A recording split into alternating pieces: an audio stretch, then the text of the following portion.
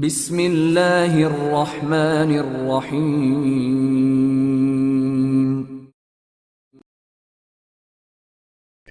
بابا سگ پرست عمران سیریز، مصنف ابن صفی۔ پہلا باب، خوشبو کا حملہ۔ ہرنوں جیسی آنکھوں والی غزالہ اس آدمی کو کئی دنوں سے دیکھ رہی تھی۔ وہ اس کے بنگلے کے قریب والی پلیا پر بیٹھا اس آوارہ کتیا کو پرتشویش نظروں سے دیکھتا رہتا تھا، جو آج ہی کل بچے دینے والی تھی۔ عجیب آدمی تھا، کبھی کبھی کتیا سے اس طرح باتیں کرنے لگتا جیسے اس سے جوابات مل رہے ہوں اور وہ اسے اپنے فیصلے سنا رہا ہو۔ انداز اس شوہر کا سا ہوتا جو اپنی بیوی کی کج بحثیوں سے تنگ آ گیا ہو۔ بسا اوقات باتیں کرتے کرتے پیشانی پر ہاتھ مارتا بھی دیکھا جاتا۔ خاصا خوش شکل اور جوان العمر آدمی تھا، صورت سے پاگل نہیں لگتا تھا، البتہ اول درجے کا بے وقوف ضرور معلوم ہوتا تھا۔ آنکھوں میں بلا کی معصومیت تھی، ان میں وحشت زدگی کا دور دور تک پتہ نہیں تھا۔ غزالہ اپنے بیڈ روم کی کھڑکی سے اسے دیکھتی رہتی۔ سڑک کی دوسری جانب زیر تعمیر عمارت کا سلسلہ دور تک پھیلا ہوا تھا، لہذا چوکیداروں اور مزدوروں کے لیے ایک چھوٹا سا بازار قائم ہو گیا تھا، جس کی دکانیں لکڑی کے کیبنوں یا کھجور کی چٹائی کی جھونپڑیوں پر مشتمل تھیں۔ ان میں چائے خانے، باربر شاپ اور پروویژن اسٹور بھی کچھ تھے، لیکن نہ وہ کوئی دکاندار تھا اور نہ ہی زیر تعمیر بستی میں کام کرنے والا کوئی مزدور۔ پھر کون تھا؟ فضول باتوں میں سر کھپانے کے لیے اس کے پاس وقت ہی وقت تھا، ورنہ غزالہ کی جگہ اور کوئی لڑکی ہوتی تو اسے کوئی اہمیت نہ دیتی، کیونکہ اس شہر غدار میں ایسے لوگوں کی کمی نہیں تھی جو راہ چلتے خواہ مخواہ بڑبڑاتے، ہاتھ پٹکاتے اور آنکھیں چمکاتے ہوئے دیکھے جاتے تھے۔ وہ ایک دولت مند باپ کی بیٹی تھی، بی اے کرنے کے بعد قانون کی ڈگری بھی لے رکھی تھی، وکالت شروع کرنے کا ارادہ رکھتی تھی اور اپنے پیری میسن بن جانے کے امکانات سے متعلق ہوائی قلعے بنایا کرتی تھی۔ ہوائی قلعے عموماً بیڈ روم ہی میں تعمیر کیے جاتے ہیں، لہٰذا وہ تھی اور بستر تھا۔ زیادہ تر وقت بیڈ روم میں گزارنے کی بنا پر یہ نئی دلچسپی ہاتھ آئی تھی، اور آج تو پڑوس کی ایک 10-11 سال کی ایسی لڑکی بھی مل گئی تھی جو کبھی کبھی پلیا کے پاس کھڑی دکھائی دیتی اور اس آدمی کو بھی حیرت اور خوف کے ملے جلے احساسات کے ساتھ دیکھا کرتی تھی۔ تارا، کیا وہ دوسروں کو پتھر بھی مارتا ہے؟ غزالہ نے اس سے پوچھا۔ میں نے تو کبھی نہیں دیکھا آنٹی، کتیا کے علاوہ اور کسی سے بات بھی نہیں کرتا، لڑکی نے جواب دیا۔ کیا باتیں کرتا ہے؟ غزالہ نے پوچھا۔ کچھ نہ پوچھئے، بڑی ہنسی آتی ہے۔ وہ ہنس پڑی۔ آخر کہتا کیا ہے؟ کہتا ہے، بیگم، کتنا کہتا ہوں کہ آج کل دوڑ کر نہ چلا کرو، مگر تم مانتی ہی نہیں، تارا بولی۔ کیا؟ غزالہ کی آنکھیں پھیل گئیں۔ ہاں آنٹی، یقین کیجئے، وہ اس کتیا سے ایسی ہی باتیں کرتا ہے جیسی لوگ اپنی بیویوں سے کرتے ہیں، اور کہتا ہے کہ اس بار کم از کم 5 بچے ضرور ہوں گے۔ اگر نر بچے ہوئے تو یہ نام رکھوں گا، اور اگر مادائیں ہوئیں تو فلاں فلاں نام، تارا بولی۔ اوہو، نام بھی؟ بھلا کوئی نام بتاؤ تو، غزالہ ہنستی ہوئی بولی۔ نام تو یاد نہیں، لیکن اتنا بتا سکتی ہوں کہ نام انگریزوں کے سے ہوتے ہیں، تارا نے کہا۔ آخر یہ ہے کون؟ کیا پڑھا لکھا بھی معلوم ہوتا ہے؟ غزالہ نے پوچھا۔ ہاں آنٹی، کبھی کبھی انگلش میں بھی بات کرتا ہے، تارا نے کہا۔ بڑی عجیب بات ہے، صورت سے تو پاگل معلوم نہیں ہوتا، غزالہ نے کہا۔ وہ سامنے پکوڑے والا ہے نا، اس سے مچھلی کے قتلے خرید کر کتیا کو کھلاتا رہتا ہے، تارا نے کہا۔ رہتا کہاں ہے؟ غزالہ بولی۔ یہ میں نہیں جانتی، لیکن سارا دن پلیا پر ہی بیٹھا رہتا ہے۔ وہ تو میں بھی دیکھتی ہوں، غزالہ بولی۔ اور آنٹی، میں نے کچھ لوگوں کو کہتے سنا ہے کہ وہ CID والا ہے، تارا نے کہا۔ ارے نہیں، ادھر کیا رکھا ہے کہ CID والے آئیں گے، شریفوں کی بستی ہے، غزالہ ہنس کر بولی۔ پھر اسی دن اس نے اپنے خانسامہ کو کہتے ہوئے سنا، کوئی پہنچے ہوئے بزرگ لگتے ہیں۔ ابے جا، بس رہنے دے، دوسرا ملازم بولا۔ کھوپڑی سے اترا ہوا لگتا ہے، سالا کتیا سے فلمی ڈائلاگ بولتا رہتا ہے۔ تو کیا جانے ان معاملات کو، اگر یہ لوگ ایسے نہ ہوں تو دنیا والے نے دن رات کھیرے رہیں، پہلا ملازم بولا۔ ارے سن، مجھے تو خفیہ پولیس والا لگتا ہے، تیسرے ملازم نے کہا۔ پھر وہ تینوں خاموش ہو کر کچھ سوچنے لگے تھے۔ دوسرے دن صبح ہی تارا نے آ کر بتایا کہ کتیا نے بچے دیے ہیں، پورے 6 عدد ہیں۔ لیکن آنٹی، وہ ابھی تک نہیں آیا، تارا نے مایوسی سے کہا۔ ادھر سامنے والی بستی کے بازار میں پکوڑے والا باربر سے پوچھ رہا تھا، ببن بھائی یہ مرغی کا سوپ کیسے بنتا ہے؟ وہ سالے پلپلی صاحب آرڈر دے کر گئے ہیں۔ مرغی کا سوپ؟ ببن حجام نے سر کھجاتے ہوئے کہا، مرغی کی بوٹیاں کر کے پتیلی میں ڈالو اور گلے تک بھر دو، نمک بھی ڈالو اور چڑھا دو چولہے پر، جب آدھا پانی رہ جائے تو اتار لو، سوپ تیار ہو گیا۔ ببن حجام نے کہا، 25 روپے دے گیا ہے یار، یہ آخر چیز کیا ہے؟ اللہ ہی جانے، روزانہ 8-10 روپے کی مچھلی کھلا دیتا ہے سالی کو۔ آتا کہاں سے ہے؟ ببن نے کہا، پتہ نہیں، کہتا ہے آسمان کے نیچے زمین پر رہتا ہوں، ساری دنیا میری ہے۔ مرغی کا سوپ پلائے گا کتیا کو؟ ببن حجام نے پوچھا۔ کہہ رہا تھا کہ اس کتیا کا باپ بہت بڑے افسر کا کتا تھا۔ ببن حجام نے زوردار کہکا لگایا اور پکوڑے والے نے کہا، کتیا کے بھی نخرے ہو گئے ہیں، لیکن وہ پاگل تو معلوم نہیں ہوتا۔ ببن حجام بولا، بالکل بھی نہیں بھیا، وہ تو بڑی گہری باتیں کرتا ہے۔ کل کہنے لگا کہ یہ جو اپنے حضرت ٹیپو سلطان شہید تھے نا، ان سے انگریز اتنا جلتے تھے کہ اپنے کتوں کے نام ٹیپو رکھنے لگے، اور آج بھی رکھتے ہیں۔ میں اپنی کتیا کے بچوں کے نام ایڈورڈ، جارج، وکٹوریا اور الزبتھ رکھوں گا۔ واہ بھائی واہ، تب تو پاگل نہیں ہے، مگر ہے کون؟ حجام نے کہا۔ کہتا ہے بس میں ایک دکھی آدمی ہوں، پکوڑے والے نے کہا۔ ارے تب تو ان سبوں کی اماں جان مرغی کا سوپ نہیں پئیں گی تو کیا مسور کی دال کھائیں گی؟ اور دونوں نے کہے لگائے۔ ادھر شام کو غزالہ نے دیکھا کہ وہ اسی پلیا پر بیٹھا کچھ بڑبڑا رہا تھا، ہاتھ ہلا ہلا کر کتیا کو پتہ نہیں کیا سمجھانے کی کوشش کر رہا تھا۔ اس نے سوچا کہ کیوں نہ قریب سے اس کی باتیں سنی جائیں۔ کتیا نے بچے بھی دیے تھے، انہیں دیکھنے کے بہانے وہ پلیا کے قریب رک سکتی تھی۔ بس پھر وہ اپنے بیڈ روم سے نچلی منزل پر آئی اور پلیا کی طرف چل پڑی۔ اجنبی کی پشت اس کی طرف تھی، اس سے تھوڑے ہی فاصلے پر عقب میں جا کر رکی، کسی قدر تیرچھی ہو کر بظاہر کتیا کے بچوں کو دیکھ رہی تھی، لیکن کان اجنبی کی طرف لگے ہوئے تھے جو کتیا سے کہہ رہا تھا، دیکھو ڈارلنگ، آخر اس میں حرجی کیا ہے؟ 3 کی پرورش تم کرو اور 3 کو میں سنبھال لوں۔ تمہارا یہ اعتراض درست نہیں کہ میں بھونک نہیں سکتا، دراصل سمجھ کا پھیر ہے۔ ہم بھی بھونکتے ہی ہیں، اور بہت اعلیٰ پیمانے پر بھونکتے ہیں۔ فلسفہ بھونکتے ہیں، منطق بھونکتے ہیں، سیاست بھونکتے ہیں، اور تمہاری طرح ایک دوسرے کو کاٹتے اور بھنبوڑتے بھی ہیں۔ اوفو، آخر تم سمجھتی کیوں نہیں؟ میرے زیر تربیت ان میں سے کوئی ماسٹر ڈگری کر لے گا، کسی کے حصے میں ڈاکٹریٹ آئے گی، اور کوئی کسی شمس العلماء کا مد مقابل ہوگا، اور لوگ کہیں گے واہ واہ، کیوں نہ ہو، آخر کس کتیا کے بچے ہیں؟ نہ جانے کیوں یک بیک غزالہ کو تیش آ گیا، تیز لہجے میں بولی، یہ کیا بکواس کر رہے ہو؟ اجنبی چونک پڑا، لیکن اس کی طرف مڑ کر دیکھے بغیر کتیا سے بولا، تم نے سنا ڈارلنگ، تم سے کہیں زیادہ اچھا بھونک لیتی ہیں۔ اس معاملے میں ہم تم سے 1 ڈگری آگے ہیں، یعنی خواہ مخواہ دوسروں کے معاملات میں ٹانگ اڑا کر بھونکنا شروع کر دیتے ہیں۔ پتھر اٹھا کر ماروں گی، سر کے 10 ٹکڑے ہو جائیں گے، غزالہ غرائی۔ اور سنو، تم صرف کاٹتی اور بھنبوڑتی ہو، اور ہم پتھر لے کر ایٹم بم تک کی دھمکی بھی دے سکتے ہیں۔ وہ کتیا سے بولا۔ بلاؤ نوکروں کو، غزالہ بولی۔ جی نہیں۔ اس بار وہ غزالہ کی طرف مڑ کر بولا، انہیں تکلیف نہ دیجیے، بلکہ مجھے وہیں لے چلیے جہاں وہ تشریف فرما ہوں۔ غزالہ گڑبڑا کر دوسری طرف دیکھنے لگی، پھر جلدی سے بولی، تم پاگل تو معلوم نہیں ہوتے۔ کیا مجھے پاگل معلوم ہونا چاہیے؟ وہ بولا۔ میں کیا جانوں، آپ کی شان نزول سمجھ میں نہیں آئی، اس نے کہا۔ بڑے بڑے الفاظ بول کر مجھے مروب کرنے کی کوشش نہ کرو، غزالہ نے کہا۔ آخر آپ نے کس کوشش کے سلسلے میں زحمت فرمائی ہے؟ اجنبی نے کہا۔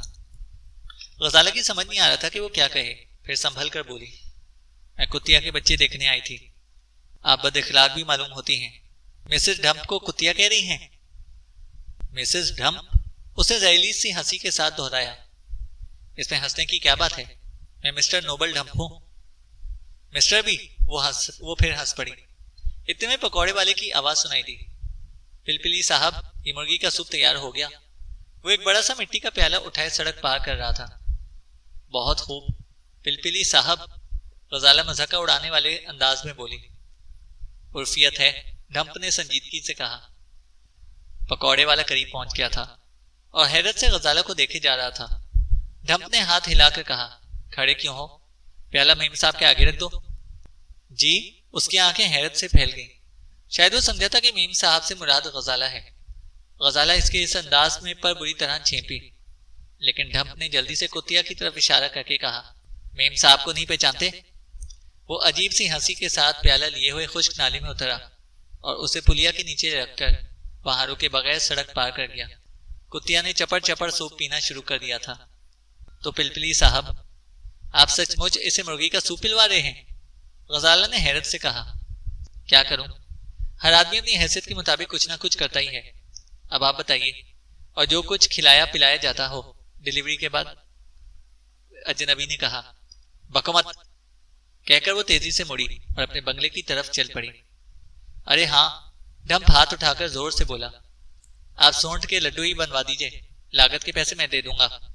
ارے باپ رے، شربت بزوری کی بوتل تو رہی گئی، اگرٹے مکسچر پلوا دو بیٹا۔ بائیں جانب سے بھائی بھرکم اور گونجیلی آواز سنائی دی۔ شاید اسی آواز نے غزالہ کے بڑھتے ہوئے قدم بھی روک دیے۔ وہ بوکھلائے ہوئے انداز میں مڑی۔ ڈھمپ کے قریب علاقے کا دادا حمزو کھڑا نظر آ رہا تھا۔ اب کچھ نہ کچھ ہو کر رہے گا، اسے حمزو کو کہتے سنا۔ ابے یہ میں صاحب سے کیوں جھک جھک کر رہا ہے؟ نفرت کی شدید لہر غزالہ کی رگو پے میں دوڑ گئی۔ چڑی ہوئی گھنیری مونچھوں والا وہ دیوزاد اسے زہر ہی لگتا تھا۔ اس کی زبان سے اپنا ذکر سن کر اس کے پیر کانپنے لگے۔ خوفزدگی اور نفرت کے ملے جلے تاثرات نے طبیعت میں اضطرار پیدا کر دیا اور وہ کمپاؤنڈ کے پھاٹک کی طرف بھاگ کھڑی ہوئی۔ ادھر حمزو ڈھمپ کے سر ہو رہا تھا۔ کون ہے تو بے؟ یہاں تیرا کیا کام؟ میں اور میری وائف اس کلیا کے نیچے رہتے ہیں، ڈھمپ نے عاجزی سے کہا۔ نہیں بیٹا، سنا ہے بہت مال ٹال ہے تیرے پاس، سسری کو مرغی کا سوپ پلواتا ہے، حمزو نے کہا۔ پلیز جینٹل مین، آپ میری اہلیہ کی توہین کر رہے ہیں، وہ آدمی بولا۔ بیٹا سچی بات، ورنہ مار مار کر بھس بھر دوں گا، حمزو ہاتھ اٹھا کر بولا۔ تم مجھ سے سچی بات پوچھنے والے ہوتے کون ہو؟ چلتے پھرتے نظر آؤ، ڈھمپ نے سر چھٹک کر کہا۔ اچھا بے، حمزو نے آنکھیں نکالی۔ استاد، سڑک کی دوسری جانب سے احتجاجی انداز کی آوازیں سنائی دی اور حمزو نے مڑ کر دیکھا۔ پکوڑے والا اور ببن حجام والا ان کی طرف دوڑے آ رہے تھے۔ ارے جانے دو استاد، پلپلی صاحب ہیں، پکوڑے والا قریب پہنچ کر ہانپتا ہوا بولا۔ تو جانتا ہے اسے؟ حمزو نے آنکھیں نکالی۔ ہاں استاد، اپنے پلپلی صاحب ہیں۔ کہاں رہتا ہے؟ حمزو نے پوچھا۔ پکوڑے والا اس سوال پر بغلیں جھانکنے لگا۔ حمزو نے سوالیہ نظروں سے ببن حجام کی طرف دیکھا اور وہ صرف سر جھٹک کر رہ گیا۔ تیری 10-12 روپے کی بکری ہو جاتی ہے اس سے، اس لیے طرفداری کر رہا ہے نا؟ حمزو نے پکوڑے والے کو گھونسا دکھا کر کہا۔ مت بولو بھائی، تم مت بولو، ڈھمپ نے ڈھیلے ڈھالے لہجے میں پکوڑے والے سے کہا۔ چلا جا بے سالے یہاں سے، حمزو ڈھمپ کی طرف مڑ کر دھاڑا۔ چلے گئے۔ ڈھمپ نے طنزیہ انداز میں سر کو جنبش دی اور ان دونوں سے بولا، اب تم جاؤ، استاد میری پٹائی کریں گے۔ ابے کیوں شامت آئی ہے، چلا جا یہاں سے، حمزو پھر دھاڑا۔ سڑک پار والی بستی کے کچھ اور لوگ بھی وہاں پہنچ گئے، جن میں سے 3 عدد پٹھے بھی تھے استاد کے۔ استاد کی طرح ہی ان کے تیور بھی اچھے نہیں تھے۔ ڈھمپ ان کی پرواہ کیے بغیر پھر کتیا کی طرف متوجہ ہوا اور اسے چمکار کر بولا، تم کسی قسم کی فکر مت کرنا ڈارلنگ، یہ لوگ تمہیں مرغی کا سوپ پیتے ہوئے دیکھ نہیں سکتے۔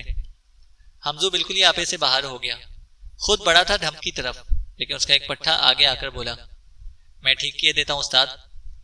غزالہ اپنے بیڈ روم کی کھڑکی کے قریب کھڑی ہانپ رہی تھی۔ اس نے ایک بدماش کو ڈھمپ کی طرف بڑھتے ہوئے دیکھا۔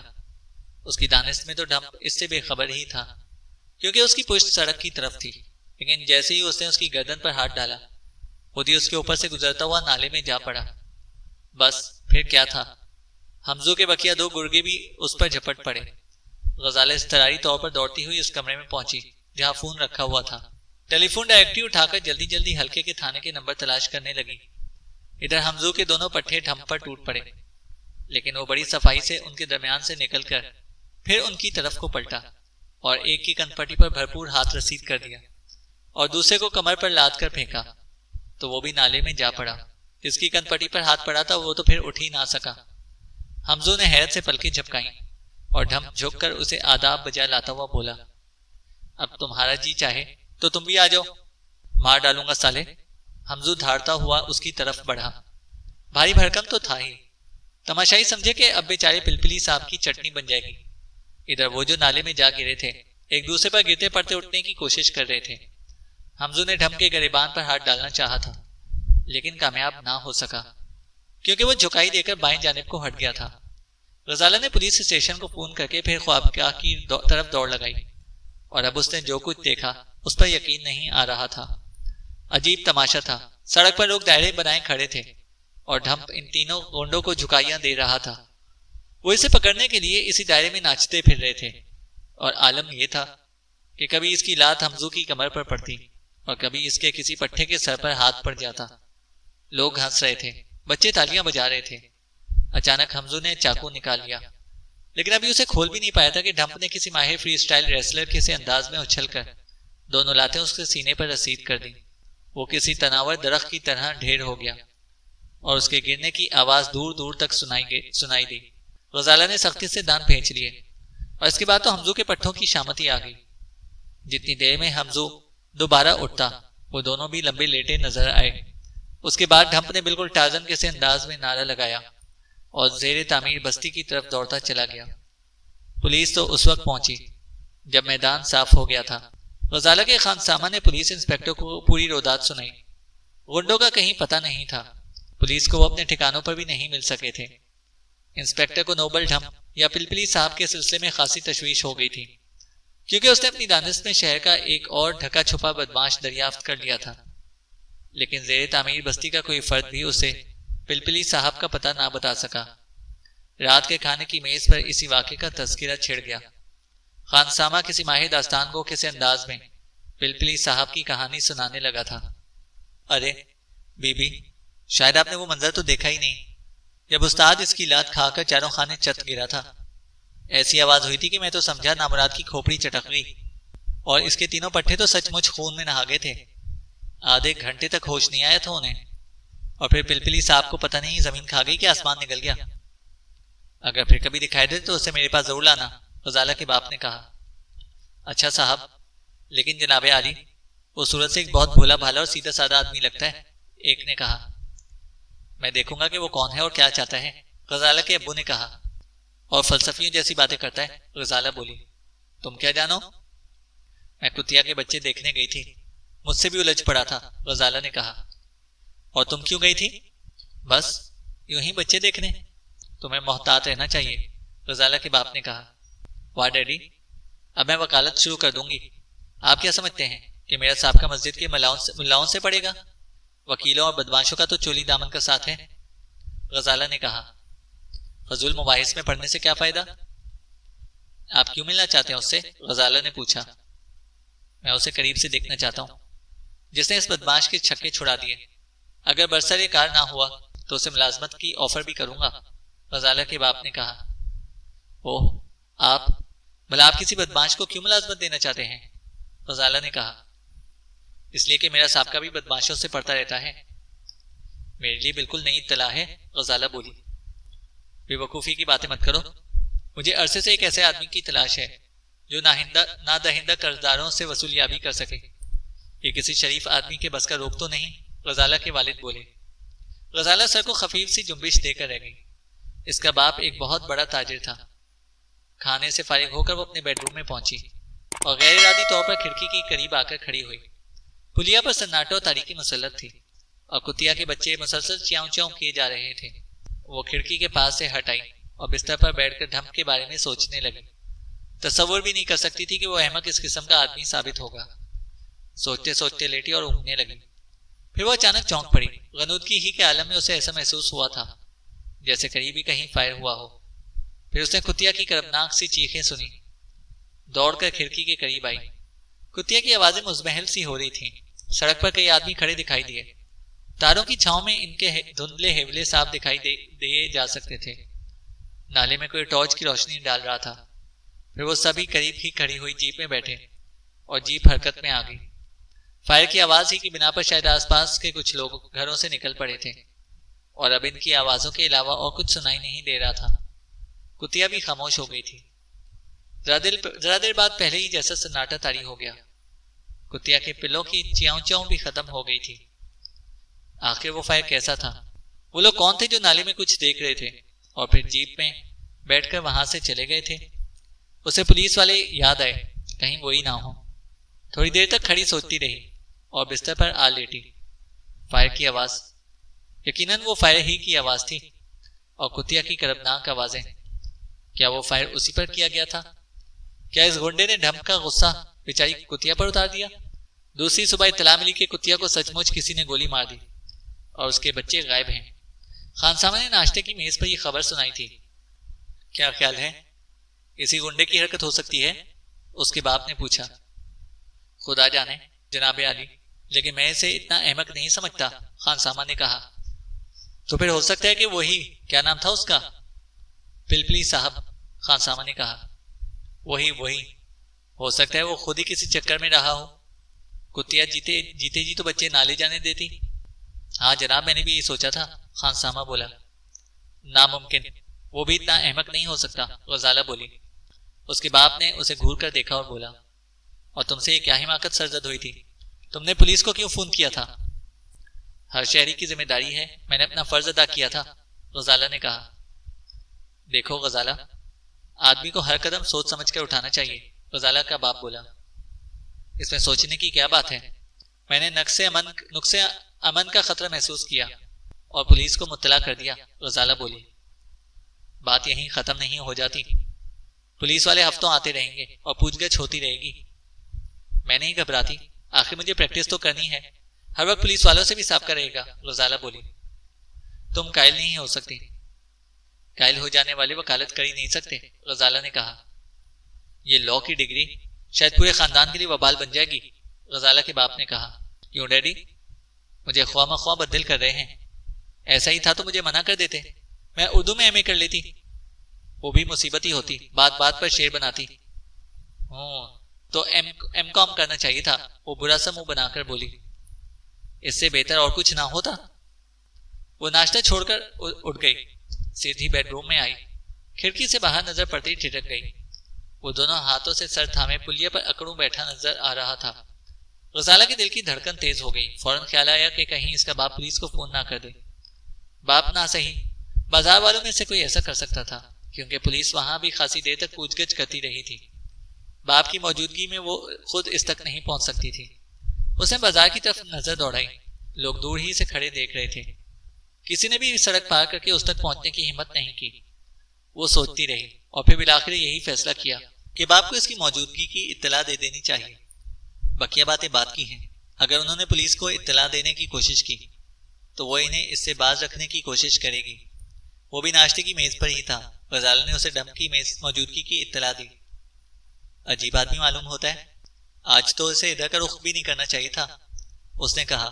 پھر خانسامہ سے بولا، اسے فوراً لاؤ میرے پاس، میں لون پر آتا ہوں۔ خانسامہ چلا گیا۔ کیا آپ اسے پولیس کے حوالے کر دیں گے؟ غزالہ نے پوچھا۔ اس سے ملنے کے بعد ہی سوچوں گا کہ کیا کرنا چاہیے، باپ نے کہا اور اٹھ گیا۔ میں بھی چلوں؟ غزالہ جلدی سے بولی۔ تم؟ وہ رک کر اسے گھورتا ہوا بولا۔ نہیں، تم نہیں آؤ گی۔ وہ دونوں ہاتھوں سے سر تھامے پلیا پر اب بھی اسی طرح اکڑوں بیٹھا ہوا تھا، چہرے پر غم کے بادل چھائے ہوئے تھے، جیسے سچ مچ بیگم ہی داغ مفارقت دے گئی ہو۔ اوہ جناب، کسی نے اسے اپنی طرف متوجہ کرنے کی کوشش کی اور وہ چونک پڑا۔ آج آپ کو ادھر نہیں آنا چاہیے تھا، خانسامہ نے کہا۔ کیوں نہیں آنا چاہیے تھا؟ وہ بولا۔ پولیس کو آپ کی تلاش ہے، خانسامہ بولا۔ پولیس کو شریف آدمیوں کی ہی تلاش رہتی ہے، اس قاتل کا کیا ہوگا جس نے مجھ پر یہ ستم ڈھایا ہے؟ بچے بھی لے گیا ہے مردود، ڈھمپ نے کہا۔ آپ کو ہمارے صاحب بلا رہے ہیں۔ کون صاحب؟ وہ بولا۔ جیلانی صاحب، بہت بڑے سیٹ ہیں، خانسامہ نے کہا۔ مجھے کیوں بلا رہے ہیں؟ آپ سے ملنا چاہتے ہیں، آپ نے کل جو بہادری دکھائی تھی اس سے بہت خوش ہیں، خانسامہ بولا۔ لیکن مجھ پر غموں کے پہاڑ ٹوٹ پڑے ہیں، ڈھمپ نے کہا۔ اب اٹھ بھی چلیے صاحب، اگر بازار والوں نے تھانے اطلاع کر دی تو آپ مشکل میں پڑیں گے، بنگلے میں محفوظ رہیں گے، خانسامہ بولا۔ محفوظ نہیں رہنا چاہتا، کیونکہ محفوظ رہنے میں بھوک کو مرنا پڑے گا، جیل میں کم از کم روٹیاں تو ملیں گی، ڈھمپ نے کہا۔ بھائی یہ باتیں پھر ہوتی رہیں گی، جلدی سے اٹھ چلیے، خانسامہ بولا۔ وہ کراہتا ہوا پلیا سے اترا تھا اور خانسامہ کے ساتھ چل پڑا۔ جیلانی سیٹ سے لون ہی میں مٹ بھیڑ ہو گئی، وہ اسے تنقیدی نظروں سے دیکھتا رہا، پھر بولا، پولیس تمہاری تلاش میں ہے۔ یہ اطلاع کا آدمی پہلے دے چکا ہے، ڈھمپ بولا۔ پہلے کبھی جیل گئے ہو؟ جی نہیں، لیکن اب جانا چاہتا ہوں، ڈھمپ بولا۔ کتیا سے اتنی دلچسپی کیوں لے رہے ہو؟ سیٹھ نے کہا۔ کتیا ہی کے لیے پیدا کیا گیا ہوں، ڈھمپ نے کہا۔ سیدھی طرح بات کرو، جیلانی تیور بدل کر بولا۔ کیا تیڑ نظر آئی ہے اس بات پہ؟ ناشتہ کر چکے ہو؟ جیلانی نے موضوع بدل دیا۔ جی نہیں، ڈھمپ نے کہا۔ جیلانی نے خانسامہ سے کہا، برآمدے میں ناشتہ لگا دو۔ اس کے چلے جانے کے بعد ڈھمپ سے پوچھا، یہاں کس جگہ رہتے ہو؟ جہاں بھی رہنے کو جگہ مل جاتی ہے۔ کیا مطلب؟ جیلانی بولا۔ سامان ایک حجام کی دکان میں رکھا ہوا ہے۔ یعنی کوئی گھر بار نہیں ہے؟ ہے کیوں نہیں؟ یہاں نہیں ہے، میں فرید آباد سے آیا ہوں۔ یہاں کی ایک کمپنی کا اشتہار ملازمت کے لیے دیکھا تھا، عرضی روانہ کی، انٹرویو میں بلایا اور انفٹ کر دیا، بس اب دھکے کھاتا پھر رہا ہوں۔ ڈھمپ بولا۔ واپس کیوں نہیں چلے گئے؟ اگر وہ کتیا نہ مل جاتی تو ضرور چلا جاتا۔ یہ کیا بات ہوئی؟ جیلانی سیٹھ بولا۔ بس کیا بتاؤں، حماقت ہی کہہ لیجئے، لیکن مجبوری ہے، وہ مایوسانہ انداز میں سر ہلا کر بولا۔ جیلانی اسے جواب طلب نظروں سے دیکھتا رہا اور وہ کھنکار کر بولا، بچپن ہی سے حاملہ کتیائیں میری کمزوری رہی ہیں، اگر کہیں کوئی نظر آ جائے تو اس وقت تک اس کی سیوا کرتا رہتا ہوں جب تک وہ فارغ نہیں ہو جاتی، لیکن اس بیچاری کو کسی نے مار ڈالا، اور کیوں، بچے بھی غائب ہیں۔ ڈھمپ نے کہا۔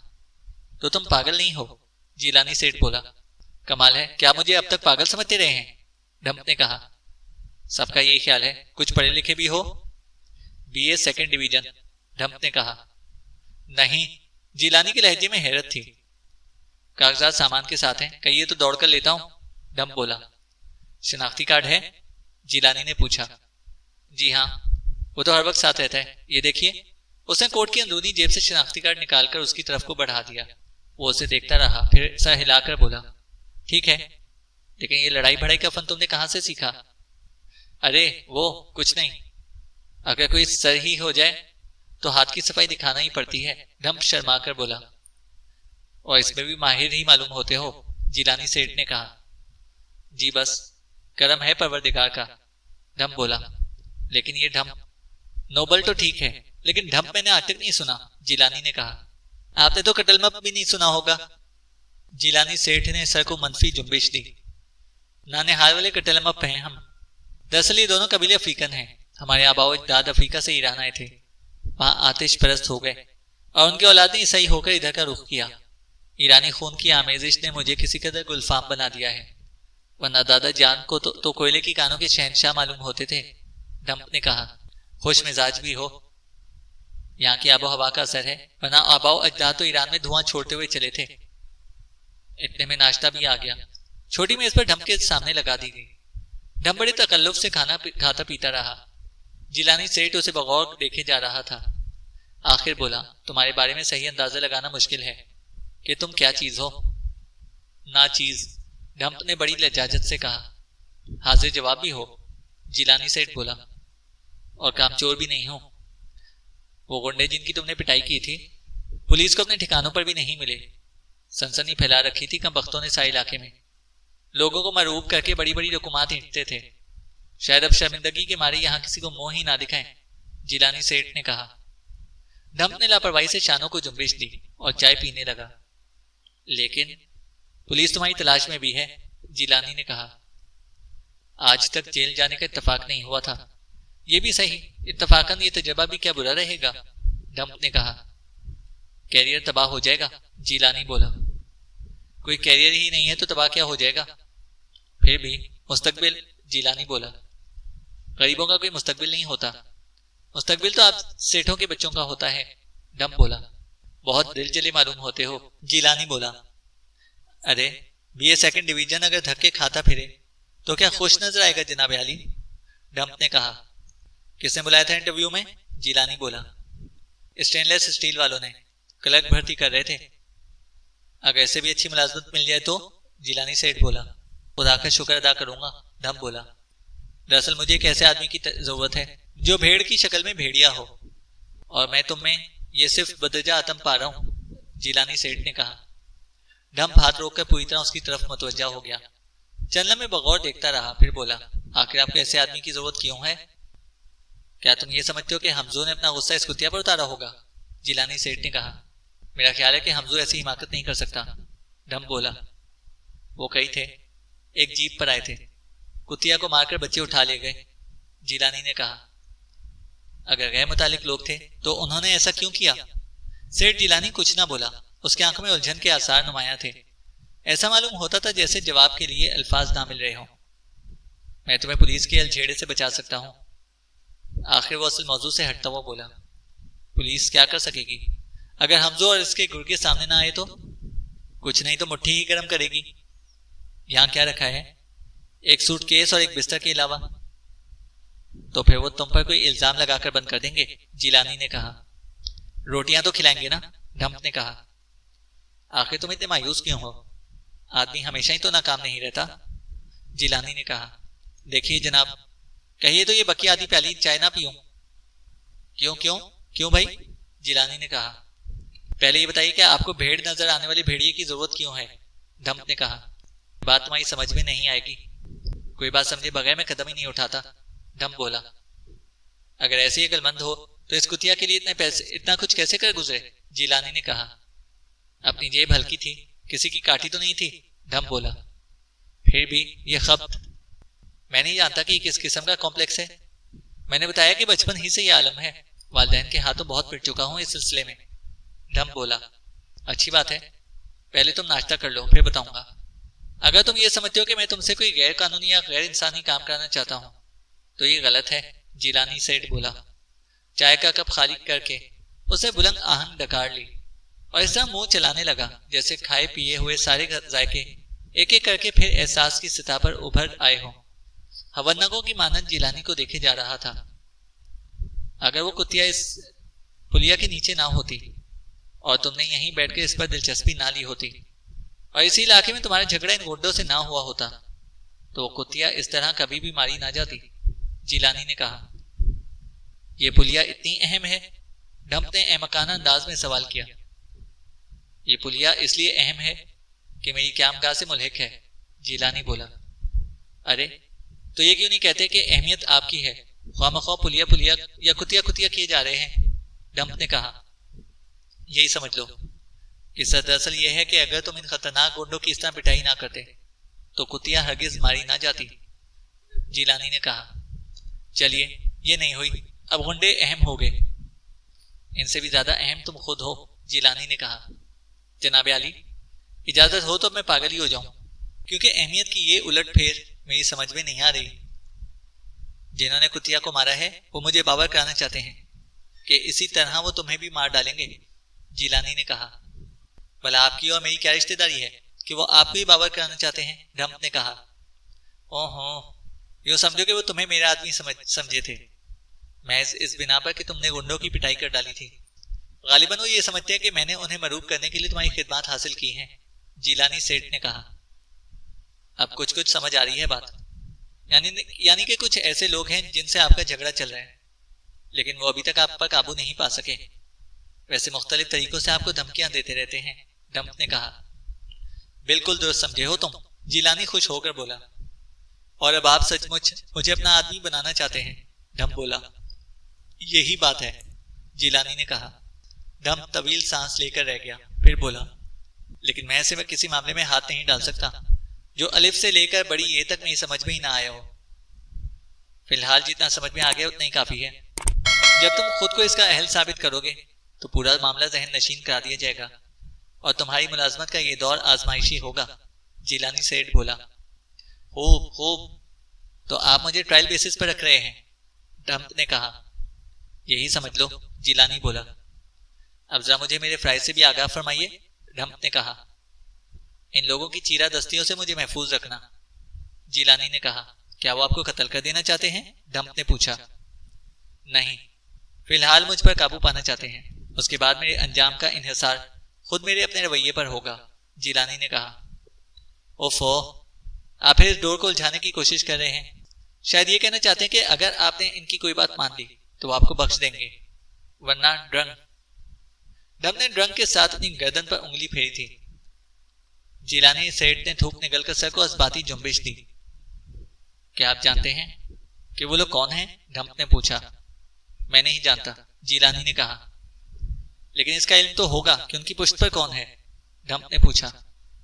ظاہر ہے، ورنہ میں یہ کیسے جانتا کہ وہ کیا چاہتے ہیں، جیلانی سیٹھ بولا۔ تب تو میں آپ کو ایک آسان ترین تدبیر بتا سکتا ہوں۔ ضرور بتاؤ، جیلانی نے کہا۔ پولیس کو آگاہ کر دیجئے کہ وہ شخص آپ کو قتل کر دینا چاہتا ہے، ڈھمپ نے کہا۔ بڑی اچھی تدبیر بتائی، جیلانی سیٹھ زہر خند کے ساتھ بولا۔ گویا میں اتنی دیر تک اس لیے جھک مارتا رہا ہوں کہ تم یہ آسان سی تدبیر بتا کر رخصت ہو جاؤ، جیلانی نے کہا۔ میں نے کہا شاید آپ کو نہ سوجھی ہو، ڈھمپ نے کہا۔ پھر بے وقوفی کی باتیں شروع کر دیں، حالانکہ ابھی بکرات کے لہجے میں بول رہے تھے، جیلانی بولا۔ بکرات کو یونانی میں بکریٹس کہتے ہوں گے، جیسے سکرات کو سکریٹس کہتے ہیں، ڈھمپ نے کہا۔ میں نہیں جانتا، جیلانی سیٹھ نے بیزاری سے کہا۔ خیر تو میں یہ سمجھوں کہ وہ کوئی ایسا معاملہ ہے جسے آپ پولیس کے علم میں نہیں لا سکتے، ڈھمپ نے کہا۔ جیلانی کچھ نہ بولا، ڈھمپ پھر بولا۔ بس ثابت ہوا کہ کوئی غیر قانونی چکری ہے؟ قطعی ثابت نہیں ہوتا، ہو سکتا ہے میں کسی کے خلاف کوئی واضح ثبوت فراہم کیے بغیر پولیس سے رابطہ قائم نہ کرنا چاہتا ہوں، جیلانی نے کہا۔ یہ بھی معقول بات ہے، دراصل میں یہی اطمینان کرنا چاہتا ہوں کہ قانون سے تو ٹکراؤ نہ ہوگا، ڈھمپ سر ہلا کر بولا۔ مطمئن رہو، میں کوئی جرم نہیں کر رہا، ایک ایسے شخص سے اپنا تحفظ کر رہا ہوں جس کے خلاف مجھے ثبوت فراہم کرنے ہیں، جیلانی نے کہا۔ کیا تنخواہ ہوگی؟ ڈھمپ نے پوچھا۔ کم سے کم اپنی ڈیمانڈ سے آگاہ کر دو، جیلانی نے کہا۔ ڈھمپ خاموش ہو کر سوچنے لگا، پھر آہستہ سے بولا۔ قیام و طعام آپ کے ذمہ ہو تو 350 میں بھی کام چل جائے گا، نہ تمباکو نوشی کرتا ہوں اور نہ ہی شراب پیتا ہوں، 350 روپے چوئنگم کے لیے کافی ہوں گے، ڈھمپ نے کہا۔ تم نے یہ خبر بھی اچھی سنائی ہے کہ شراب نہیں پیتے۔ میری طرف سے 500 روپے جیب خرچ، قیام و طعام میرے ذمہ۔ ہرگز نہیں، اگر 150 زائد ملے تو شراب بھی پینے لگوں گا، ڈھمپ بولا۔ عجیب آدمی ہو، جیلانی سیٹھ ہنس کر بولا۔ تو میں آج سے آپ کا باڈی گارڈ ہوں، ڈھمپ نے کہا۔ تم نے اپنی صحیح حیثیت معین کی ہے، جیلانی بولا۔ تو اٹھا لوں اپنا سامان باربر شاپ سے؟ ضرور اٹھا لو، لیکن میری گاڑی میں جاؤ گے، ڈرائیونگ آتی ہے؟ جیلانی نے پوچھا۔ لائسنس بھی ہے جناب عالی، لیکن یہاں اس کا اندراج نہیں ہے، یہ کام آپ ہی کرا دیں گے، چٹکی بجاتے، لیکن آج تمہیں ڈرائیور لے کر جائے گا، جیلانی سیٹھ نے کہا۔ مجھے کوئی اعتراض نہیں، لیکن آپ ہلکے کے تھانے میں رپورٹ ضرور کر دیں کہ مجھے بحیثیت باڈی گارڈ رکھا گیا ہے، اس سے میں ریوالور رکھنے کا مجاز بھی ہو جاؤں گا، ڈھمپ نے کہا۔ کبھی چلایا ہے ریوالور؟ جیلانی نے پوچھا۔ جلد ہی آپ میری قادر اندازی کے بھی قائل ہو جائیں گے، ڈھمپ نے کہا۔ آخر تم نے یہ سب اتنی اسی عمر میں کیسے حاصل کر لیا؟ پہلی بار میٹرک میں فیل ہونے کے بعد سرکس میں بھرتی ہو گیا تھا، 2 سال تک ٹریننگ حاصل کی ہے، 2 سال کے بعد باپ کو معلوم ہو سکا تھا کہ میں تو کماؤ پوت بن گیا ہوں، بس پھر اتنی پٹائی ہوئی کہ دوبارہ میٹرک میں داخلہ لینا پڑا، ڈھمپ نے کہا۔ اب جاؤ اپنا سامان یہیں پر لے آؤ، میری گاڑی میں، دیکھ کر حمزو اور اس کے گرگے تم سے دوبارہ الجھنے کا خیال تک کر دیں گے، جیلانی سیٹھ نے کہا۔ جی بہت بہتر، ڈھمپ بولا۔ چینل کو سبسکرائب کریں اور بیل آئیکن کو پریس کریں تاکہ ہماری ہر اپڈیٹ آپ کو بر وقت مل سکے۔